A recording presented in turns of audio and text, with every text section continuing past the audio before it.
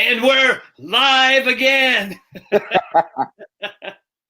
Yeah, the devil's after us tonight, Denny. Get off me, devil, as Andrew Hager would say. You know what? He could, he can try as much as he would like to, but he ain't got nothing coming. Matter of fact, he's in the back of the nothing coming line. So yeah, welcome back to the Survivor Series, and my guest tonight is Elder Denny Wilson from Akron, Ohio, founder, CEO, and president of FI Community Housing in Akron, Ohio, Ohio's oldest and longest standing recovery community to date. Denny Wilson has 23 years of recovery, clean and sober, and he was in the middle of his testimony before BeLive decided to go real crazy. So please share this out. We're gonna recap real quick what was said prior. I hope the audience comes back. He was in the middle of an amazing portion of his testimony when everything went haywire, and it was crazy. It's not crazy. You know what? It's a perfect time to talk about. This is important. Okay, number one, the work that you do, Higgy, the work that No More Heroin does, the work that a lot of everyone is tuning in does. And when it's that important and stuff like that, you have to expect opposition. Okay. And once you expect opposition, you can roll with the resiliency needed to move through that opposition to get the job done. I mean, it's to be expected, brother. What about patience, tolerance, love, all that, all those virtuous things that we're supposed to be getting, we're supposed to be exuding in recovery? Well, this is a perfect time to showcase those. Oh, absolutely. I mean, and if you think about it, all those things we hear and we're exposed to those things in recovery and in the rooms. But that's life itself. Is it happening again? That's life. That's life itself. No, it's good now. Okay. All right. And all you guys, everybody that's watching right now, number one, life is the only game that is never called on the account of rain. Okay. or darkness in our case. Absolutely. So the show must go on. The game continues. That's it. So yeah, absolutely. So expect the rain, expect the darkness, expect all those things, weeping may endure for a night, but joy cometh in the morning. So that's right. Amen to that, brother. So I don't know how you want to proceed with this. You're an elder. You're an ordained priest, correct? Absolutely. I was first ordained or received my priesthood ordination in 1999, and then became an elder in 2001. 1999 was exactly 4 years after I got clean and sober, and I really wanted to take advantage of every opportunity on a spiritual plane is necessary. And I found that through the Christian fellowship, which kind of dates back to some of my childhood and everything like that. Mm-hmm. Real quickly, my mother was born and raised a Catholic. She died a Muslim. I studied Islam. I studied Catholicism. I studied Buddhism. I studied just all the major religions out there. Right. And people ask me all the time, because they know that I share that a lot, that I'm very versed in all the different spiritual and religious cultures. They said, well, why did you land on Christianity?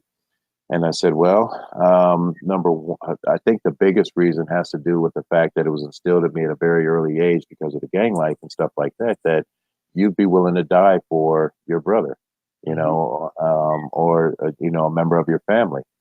And Christ was the only person that I came across that was willing to die for anybody. So I think that's where I landed. So for someone to go to the lengths that you have to chase your faith, there had to have been some sort of spiritual awakening, a divine moment that you turned over your life to the power of God as you understood Him. Can you tell us about that? Yeah, and I think it really goes back to that moment of clarity when you know you need to change, but the change hasn't really taken effect yet. And I can remember being on my knees, um, crying and begging and pleading and screaming and just to somebody, to God, to come and rescue me. And this was at the age of, I think it was either 17 or 18 at the time. And, um, life was just so chaotic, and it was always fighting and stabbing and robbing and hustling and sexing and all of those things, and the drinking and the drugging was always prevalent, and I had just gotten to a point, and I think a lot of it had to do with the first time that someone put a book in my hand, and that just happened to be my mother. On my 16th birthday, she handed me the autobiography of Malcolm X. It was actually the very first book outside of the Bible that I had ever cracked open. And even when I cracked open the Bible before then, it was just, uh, you know, just to play around with and act deep, wonderful, and spooky. But, when I started reading, I found out, or I discovered that the drinking and drugging would go away, or would minimize. The fights would minimize. The stabbings would stop. The tying people up with duct tape down in the basement and holding them for ransom would stop. All those things started to minimize. And I realized that I had the power of my brain and that I was actually bringing forth a little more different kind of energy. But as I started crying and pleading and everything out to God, He actually answered me when I got to Orange County, California. And that's where we kind of left off. And that's when I was walking down the street and He spoke to me and He said, "This is what I want you doing for the rest of your life." Granted, I was diagnosed with a mental illness at a very early age. And I was just back on my medication. So here I am walking down the street and I'm having this conversation like, well, is that really you, God? But no, it was. And it was Him telling me that, yes, this is what I want you doing for the rest of your life. And what He was telling me is that He wanted me working with um, the individuals who were just like me, my brothers that were in the home, up under the man that had taken me under his wing. So that's kind of where all that started from. Mm-hmm. And you made it out of the a gang life at a very young age, and that was an ingrained behavior, philosophy, whatever you want to classify it as. Mm-hmm. And for you to turn your life over to God and listen to that voice of the divine being, that had to have messed with your head, because talking with Jim Downs over the last couple of days, Big Jim, he was telling me about his experience too, God talking to him.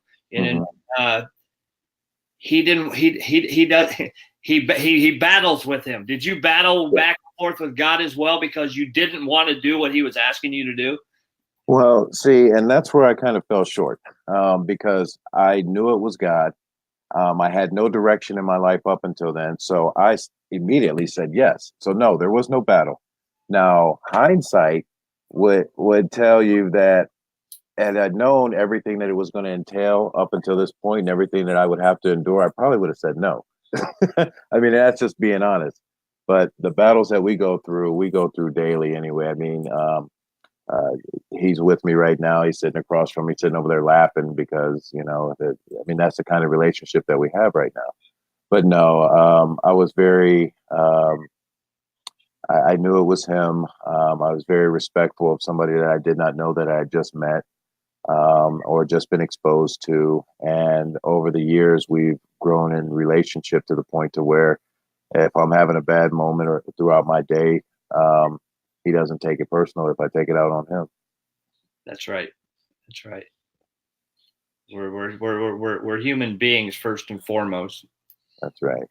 So we're His creation, and we're wonderfully and marvelously made, and each unique, and each gifted in so many different ways. And that's why I love the work that I do today, recovery has allowed me to operate in a ministry and bring people in front of me to plant the seeds and help bring out exactly what it is they were commissioned to do in life, you know. And that's why, you know, I get excited about my book, because not only was I able to discover a solution to the drug and alcohol challenges that we've had, and the message has been clear for a long time for anybody that knows me and that's been, you know, exposed to me through FI Community Housing. We have a solution, and it's working, and our numbers look greater than any other provider, all the providers combined in the state as far as outcomes. But people ask me all the time, well, why did you name your book that? Why did you name it F Heroin? Because if you look at it from a revelation standpoint, again, we found a cure, you know. We know what works for people in so many different facets and areas of their life, excuse me. And it was tough getting that message out there, you know. Sure, 20,000, you know, individuals and their family members have passed through the doors of FI Community Housing in the last 23 years. But if we're going to reach the millions and the multitudes and have the kind of impact that we know God has instilled in us and given us the ability to do, it's going to take a little bit more. So this opiate epidemic, whatever you want to call it, I'm sitting back one day and my book had already had a title, and it's already, you know, drafted out for editing, and wait a minute, fuck, heroin. Right. That's how I can get this message out there. That was the revelation. So yes. And on the same time, and the same hand, you know, it's also an exclamation and a declaration, because just like many of you, I have lost so many of my family members, my friends. The most recent back in August, right in the middle of trying to plan one of the biggest events in Ohio's history, you know, and the loss of, you know, transition as far as the ministry and close friends and staff members. I mean, it was a horrible time. So, you know, I was able to exclaim, you know, because that's how we met, you know, and declare, you know, F you heroin, F heroin, you know. So that's where I'm at with that today. Well, yeah, because when you think of the F word, you think of an utter disregard and disrespect for something, and that's what I think of it. And I drop F bombs, you know, and I use it for emphasis. I don't use it as an adjective. I don't try not to be too colorful with it, but it does serve a purpose in common day language for emphasis. Yeah. Utter disregard and disrespect for something, for real. I mean, and if you think about it, anyone that knows me, and it was really funny because the day that I launched my new book title and cover to my family, you know, I actually had an unveiling, you know, and my mom was there.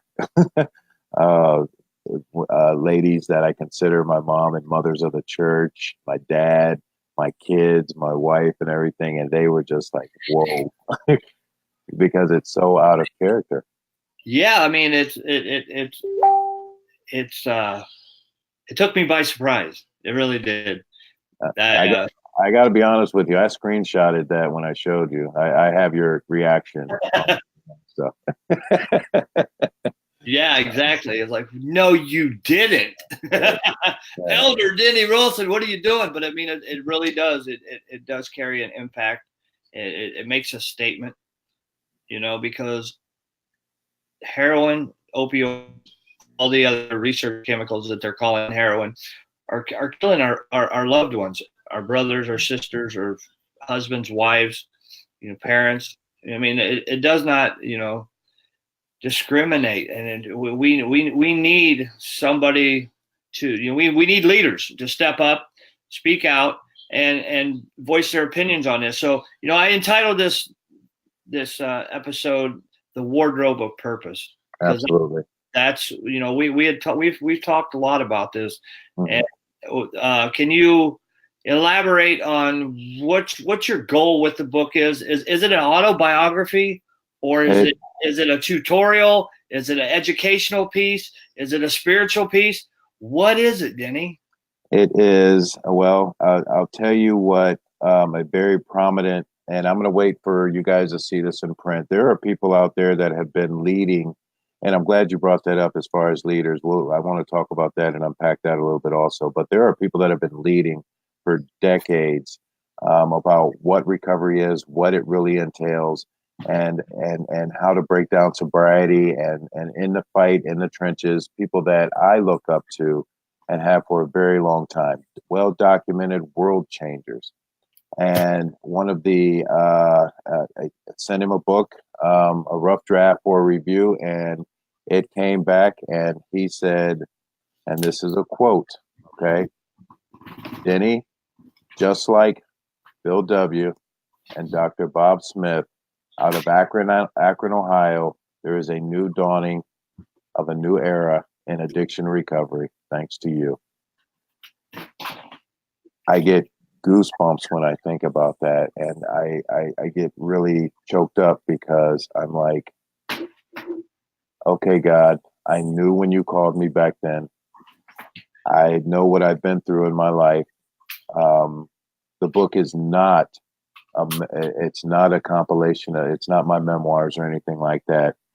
When the publishing company took a look at my proposal, their first reaction was, hey, you know what? We need to expound on how you got and how you've done and how you were able to accomplish everything that you have and share that with the rest of the world. And we will do your memoirs later.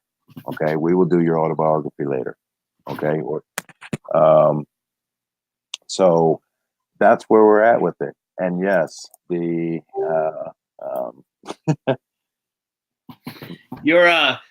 publisher. Do you want to mention who he is? Your editor, publisher.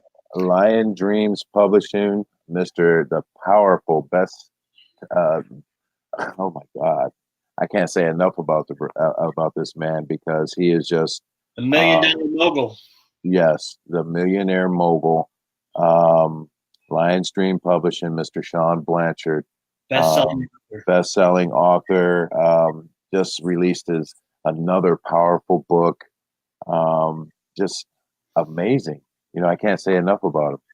And not only publisher, but mentor in so many different areas. A guy with a heart as big as this world. You know, and that leads me to be true to who you are. Be true to your heart because it will lead you to those people that have the same heart as you. So, right. But yeah, very humbled and very honored to be able to work with Lion Dreams Publishing right out of Detroit, so not too far away from us. That's right. I would love to get you guys together on here sometime to give some leadership trainings to people out there. Amen. Amen. Speaking of leaders, okay, I really want to unpack that a little bit, and let's talk about that for a second, if you don't mind. Go ahead. In my book and in my life and in your life is the existence of this word called leader. Okay. We all have this notion or this preconceived idea of what a leader actually truly is. And I want to make it perfectly clear that there's a difference between a person of influence, a person of power, a person of success, a person of satisfaction, and a leader. Okay. When you identify someone in your life that has some characteristic, okay, and I'll keep this kind of simple. You know, let's talk about a sponsor. How do we choose a sponsor? Well, we kind of find some kind of characteristics. There's some kind of chemistry.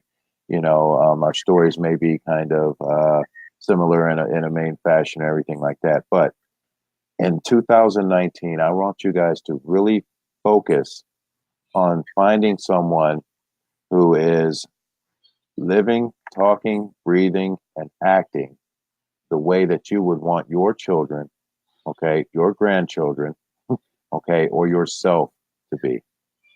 Does that make sense? Yes, sir. So, there, through social media and the advent of access to everybody, it is so easy for somebody to hold themselves out there as a leader.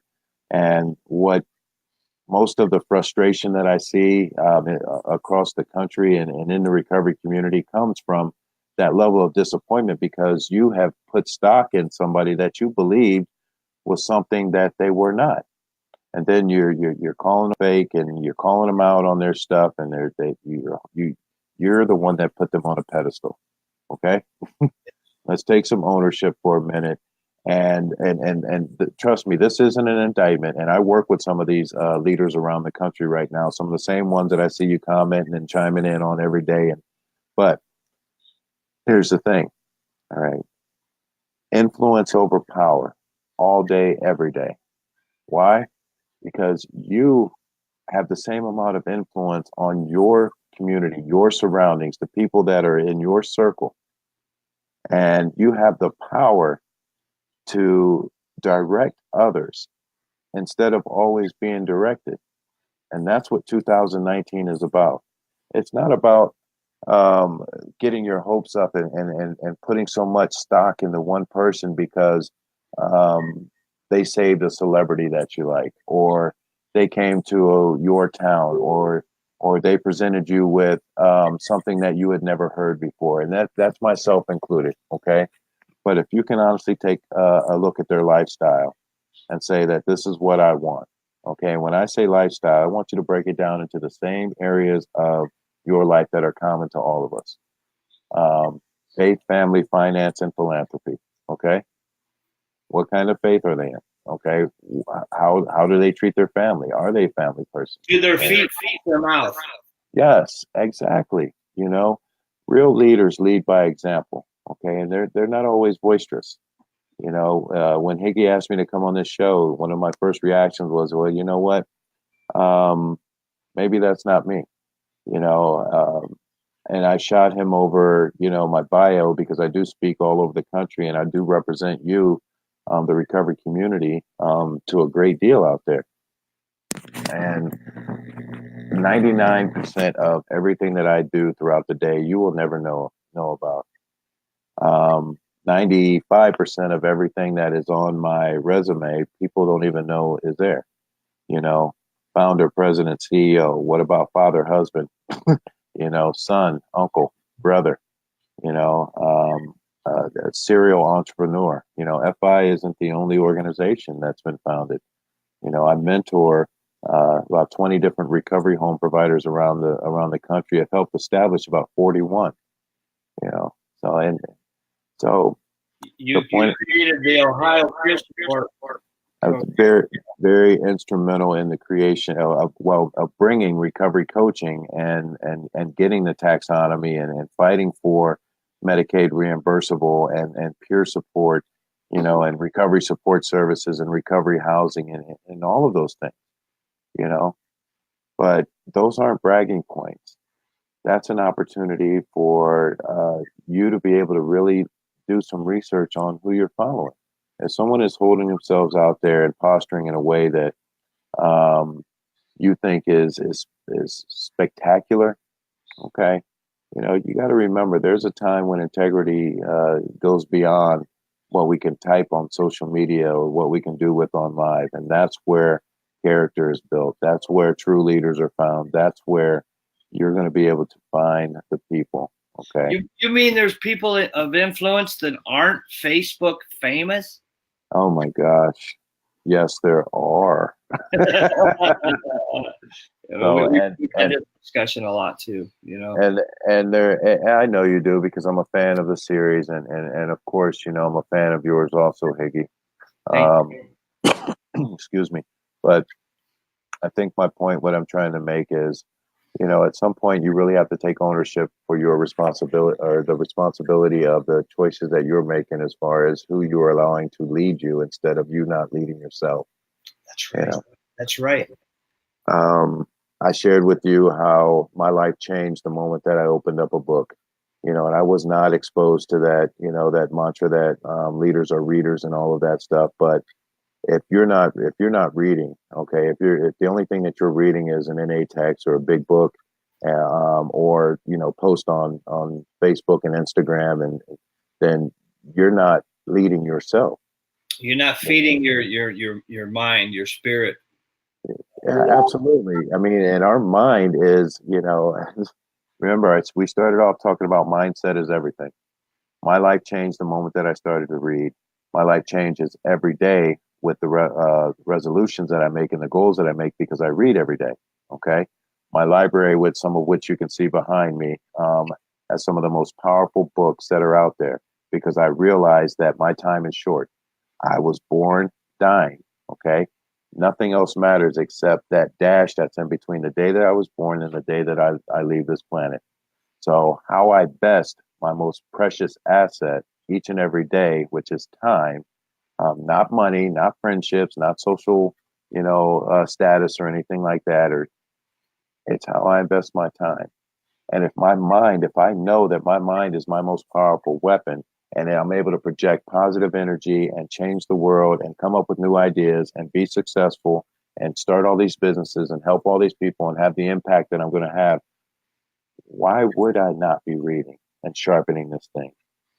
See, our minds, for everybody that's watching, they are the eagle's wings, okay, if that makes sense. They are the cheetah's speed. They are the elephant's weight. They are those things that we need that set us apart from any other animal on the planet. You combine that with someone in your circle that genuinely cares about you and your future and bringing out your purpose, the reason that you were born, and a loving God that is willing and able to do anything exceedingly and abundantly above all that you can ask or think. And the sky is the limit. Ask me how I know. Okay. How you know, Denny? I know because I'm living it right now. And not to be boastful or anything like that, because I'm not saying anything to impress you or to even impress upon you, but to let you know that all things are possible. Even the stuff that you struggle with today that you equate to sobriety and recovery. My new series, Beyond Recovery, which is going to be launching anytime now, really takes us outside of the blinders that we sometimes put on when we enter into recovery. Okay. There is a purpose inside of you. There is a destiny inside of you. There is a calling inside of you. You were gifted with something to change the world. If not the entire world, at least the world around you. Okay. But that is between you and your higher power, your God. But the point I'm trying to make is sometimes we put ourselves in, we create that same bubble that we did when we were out there using, and that isolation and the people that we hang around with and we're never exposed to. Yeah. Okay. The moment that I was exposed to a beach, okay, I fell in love with the beach. The moment I was exposed to a mansion, I fell in love with a mansion, or a nice house, a nice car, nice clothes, all of those things. I'm not being materialistic or anything like that. But when my mentor told me that, you know what, you like Mercedes, right? I was like, yeah. He's like, they bake those for people like you too. I was like, what do you mean? Yeah, go get it. Okay. That's what I'm talking about. Don't limit yourself so much, like you did in your addiction, to certain places. There's a great, big, beautiful world out there. Take the blinders off. Go someplace you've never been. It's amazing the reactions that I get today when I'm asked to speak, or I show up at a meeting, or in DC, on the House floor, meeting the president of the United States, and I identify myself as a person in long-term recovery. What? You're a drug addict? No, I didn't say that. I'm a person in long-term recovery from a substance use disorder. So, do you believe the label like junkie, crackhead, are those demeaning? What do you mean? Are they demeaning? We called ourselves that for years. Exactly. Why are they demeaning? No, they're dehumanizing, they're less than, and they're stigmatizing. Okay. And We once you change our get to, thoughts about ourselves. and to me, they are just as bad as alcoholic and addict. Okay. Mhm. Now, trust me when I tell you, I am that guy that wholeheartedly believes in tradition. Okay. And I also respect how anybody wants to identify themselves. But if you really want real change in your life, you have to understand the power, that death and life are in the power of the tongue. And what you say that comes out of your mouth enters into this realm of manifest destiny, into your ear gates, settles into your spirit, and ultimately becomes. There is not a single thing in my life today, from my wife, my kids, the home that I live in, my the ministry, every piece of furniture, form, trophies, awards, this computer, my friends that I have today, the amount of sobriety I have that I haven't already spoken. And the moment that those things started happening for me is when I changed my mindset and realized that I cannot keep calling myself the exact same thing that I was running from or that I needed to fix in my life. Yes, sir. Love it. So, What was I going to ask you? I had another question. We could go so many different directions, but yeah, I apologize for the interruption. Uh, you want your peer program, peer support program was modeled after the CCAR program, and your mentor, Mr. McShin. actually, yeah, big shout out to CCAR. Um, but CCAR was the first model that we brought back to Ohio. But you're thinking of Valentine. John Shinholster. Yeah, Phil Valentine is with CCAR up in Connecticut. Wonderful guy, spread like wildfire. Oh my! I mean, honestly, it wasn't me that was doing the research on what was working out there. This was Kara in 2009 going, "Hey, we got to help. We got to figure out something new. What the system is broken. It's not working." So she was the one that actually did the research and said, "Hey, take a look at this thing called recovery coaching." Little unbeknownst to me, I had wrote a policy that used the word recovery coaching years before that. So, but anyway, but yeah, John Shinholzer, the godfather of recovery coaching, out of Virginia, him and his wife, him and his wife at the McShin Foundation, just absolutely wonderful people. Two of my closest friends and mentors today. Um, really excited for what's coming down the pipe because, you know, the program that I grew up in, okay, in the rooms, you know, at some point, once we take the blinders off and start seeing little glimpses of the world outside and the world inside that we want to create for ourselves, uh, those are the types of models that I needed to be exposed to at the time to help me get to the level where I am today. And that level is just being extremely satisfied, with who I am and where I am in life.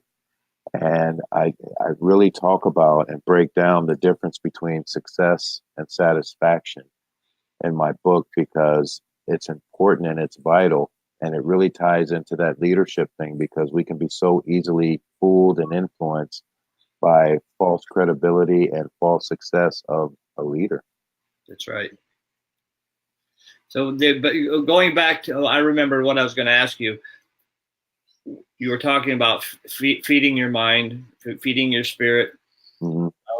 One thing that I got from you from hanging out a couple of weeks I did with you this summer, you listen to a lot of speakers, Sure. the motivational, inspirational type. I think I know the answer to this, but who is your favorite motivational speaker? My very favorite motivational speaker. I know you'd probably think it's Les Brown. I do. No, but he is not my favorite. It's actually Jim Rohn. Um, uh, and the reason being is because him and I share the same love for a Scottish philosopher by the name of Thomas Carlyle from the 1800, 16 or 1700s. Okay, who wrote a lot of prophetic and time transcending um, quotes and had philosophy surrounding everyday individuals. And if you think about it, our lives are not different in any way, shape, or form. Just our perceptions and our experiences, which help shape our perceptions. And that's why we have to, again, take it back to our mindset. Realize that there's the only uniqueness about us in this thing called life are our fingerprints. All of our experiences are the same, as we travel down this road called life. And yes, I listen to a lot of motivational speakers because, number one, I'm a lover of music, but music doesn't do me any good until I'm in a mood for some music. Right. And that mood for music, if I'm investing my time right, isn't going to help me reach some of the goals or get me to some of the places that I want to be. Need that the insight of someone smarter than you. Absolutely. Or to reinforce some of the things that I already know, like, hey, everything's going to be all right. To remind you one way or another. Chris Sure. Freeman put a comment up. Great leaders follow great leaders. Absolutely. Thank you, Chris, for that, because I was trying to put that out there, and you know, and please bear in mind, everybody, that leaders bleed also. We're just as the leaders that we identify with out there, they're just as human as we are. So it's not like every day is rainbows and daffodils and unicorns and fluffy cows or clouds and stuff. Life happens each and every day. Again, it's the only game that's never called because of darkness or rain. Well, I'd like to have you back on. I'd like to talk about some other topics in conjunction with your book, because we had talked in the past about how, like, envy and greed, those are actually spirits that plague us, and maybe we can talk about how we can combat those Absolutely. those types of spirits, and how we can all have a wardrobe of purpose. Absolutely. And, I'm glad you brought that up, because I actually do bring that up in my book. Um, and I talk about the spiritual aspects and the spiritual components, including anonymity, which has been whitewashed over the years and watered down in such a way that it's not even practiced the way that it was originally intended. Ask me how I know. Okay. Denny? Because I, just like anything else that is of interest of me that I'm involved in, I become a student of, and being born and raised in the birthplace of Alcoholics Anonymous, I've been privy to a lot of information that isn't common knowledge out there when it comes to the founders and the founding fathers of this model that has saved so many lives around the world. It's a great cover. I love that cover. Thank you. I want to point out to anybody that's watching, this isn't, this isn't my memoirs or anything like this. My whole life is based around helping other people, and not only help other people, but helping them to appreciate every breath that they take. Okay, this side of Earth. And for every 247th book that's sold, you are going to put somebody in recovery housing, quality recovery housing, anywhere in the country. Okay, on Wilson Empowerment. So just think about that when you're considering, if you want to give to a cause and everything. This book is going to serve in so many different areas. And again, it's been recognized and compared to some of the great ones out there, some that you guys read every week, every day. And it's the dawn of a new era in addiction recovery. Amen. I'd like to get Dwayne Louder and you and myself together in a conversation, because we're going to be working together to put more people into sober living, because we both know that real recovery happens when your feet hit the streets out of treatment. So, and a lot of people cannot afford treatment these days, and you can achieve long-term sobriety, get a good foundation in sober living. You can learn living skills, relearn your living skills, so you can be productive. You can be abstinent. You can have a family. You can maintain those things that you acquire in recovery. Absolutely. My whole life's work is based around what I know saved my life, and that was being in that sober living environment out in Orange County, California. Yeah. Yes, sir. Give your new manager a hug for me. New manager. You know what? Time permitting, and I apologize if this is out of context, Hagee, and everybody that's listening, but for his great and wonderful and the ability and the giftings and the successes that I've been able to accomplish. It's not just me being Superman out there, even though I've been compared to him, but behind the scenes, I have an amazing team, that works just as hard and is just as dedicated to helping other people as I am, and that is our newest member. Yeah, what's his name again? My brother Rob Rawlings. Welcome to the team. Newest member of Upright Community Housing in Akron, Ohio. Very proud of him for his accomplishments. Just hit 1 year clean and sober. Such a huge accomplishment. Brings so much to the table, and very, very excited about where he's going in life, and honored that he can use FI as a platform to get there in his endeavors. Of course, my wife, Kara, who has stood behind me from day one, called me crazy as many times as anybody else out there on the street, but has now recognized that, even the mighty oak was a little nut at one point. So, Mama Donna Owens, Lisa Banks, Angela Ratliff, Ron Tompkins, Ronnie Noel. These are the people, and of course, my board of directors, and even some of our steering committee. These are the people that work tirelessly behind the scenes, allow me to be the face of this incredible ministry that has changed lives for the more than 23 years now. Right. You need to contact Chris Freeman. He's going to get you plugged into the SoberWorks.com network. Okay. Get you a page on there, which you can also use as a website. Please I don't know, man. I seen all those compliments on his work the other night, and I'm like, man, I'm a little intimidated. they do some incredible work. They really do. There's a lot. Thank you, Chris. Thank you, Chris. In the network, Chris has been a huge support for me, and just a resource, of encouragement. So yeah, check out www.fuckheroinbook.com. Correct? Yes, and for some reason, I'm sorry we didn't discuss this before. If you have a problem typing FUCK, or if for some reason this gets taken down, you can go to www.dennywilson.life.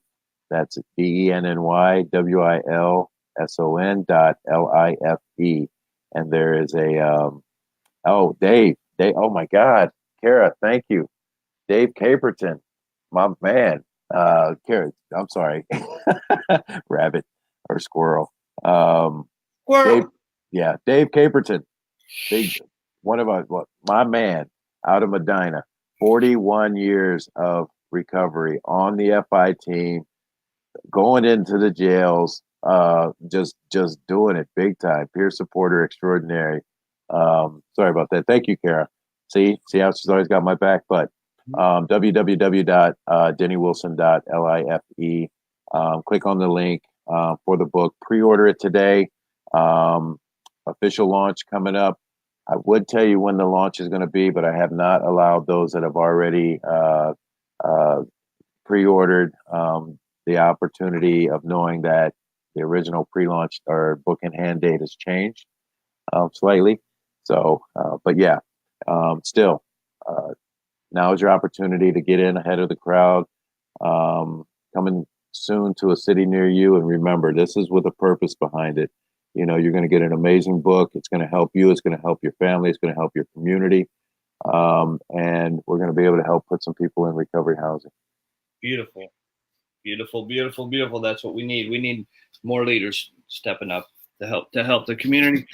Thank you for being here, Denny. Again, I apologize for the technical difficulties, but no, thank you for having me. Well done, well done. I love you. Thank you very, very much. If you guys are struggling, please reach out. If you know somebody that's struggling, have them contact any of us. You call the No More Heroin hotline, 833-NO-MORE-H, or call me at 561-275-6735. Hit up Mr. Denny Wilson via Messenger. He would be glad to help. He's a wealth of knowledge and resources as well. Absolutely. Thank you, my brother. I love you. I'm going to peace on out of here, guys. Peace out. All right, guys. Good night, y'all. Good night. Hold on.